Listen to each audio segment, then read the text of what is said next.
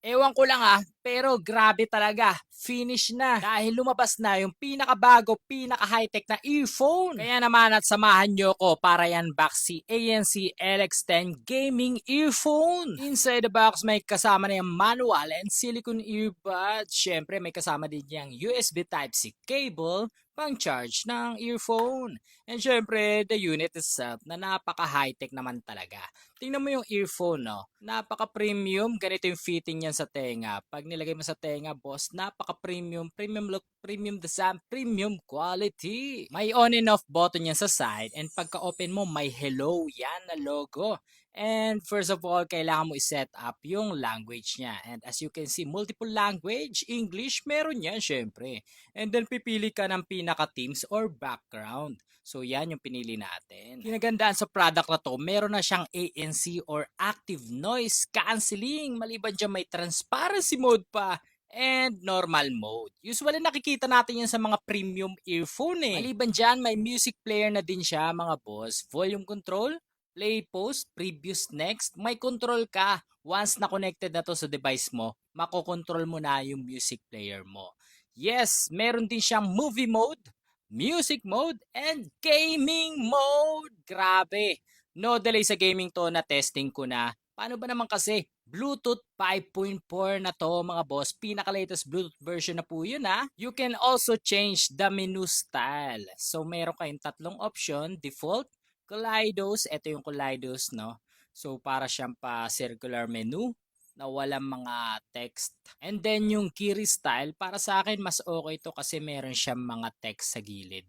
So, lalo na kung first time ka, mas magagamay mo agad. Diba? Isa din sa mga nagustuhan ko dito ay meron siyang Find My Earbuds. So, testing natin kung paano ba gumagana tong Find My Earbuds na to. Punta ka lang dito, click mo yung pinaka left and right earbuds and then tutunog yan kagaya nito. Okay. So yan, narinig mo mga bossing, napaka-high-tech talaga ng earphone na to. Kita mo naman may Find My Earbuds, di ba? After that, you can also access the equalizer mga boss. Marami yung option, no? Including the pop, voice, DJ, at marami pang iba. And then, yes, you can change the themes also, no? So dito, pwede natin palit-palitan ng mga iba't ibang themes background, okay? So pwede mo siyang palitan ng ganyan, pero ito mas trip ko to ngayon. Alright, so yes, meron po ditong ibang option. Shutdown, factory reset, and language. You can change the language also mga bossing. Alright, and then meron din siyang voice assistance. Okay, so lahat po is supported nito. Mapa Alexa, Google Assistant, or Siri pwede. May stopwatch din to mga boss, no? Grabe naman yung earphone na to. Meron siyang built-in na stopwatch. Aside of that, may timer pa. Okay, so yan po yung timer, no? So marami siyang usage, no? Okay, after that, may flashlight na RGB pa, 'di ba? Napakaangas, 'di ba? So napaka-useful talaga ng earphone na 'to. All right? And then you can also adjust the brightness, mga bossing. All right? And then sa photography, once na connected na 'to sa device mo, pwede siyang maging camera shutter. So while you're taking pictures, 'di ba?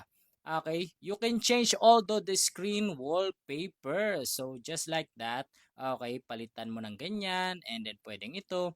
And then ito animated yan. So napakaangas, 'di ba? And as you can see, meron po siyang built-in clock. May dalawang kulay kayong pagpipilian, color white and black. So napakaangas din ng black oh, napaka-masculine. So kung mapa team itim ka man dyan or team puti, may choice ka. Tingnan mo tong itim oh. Lakas maka-premium.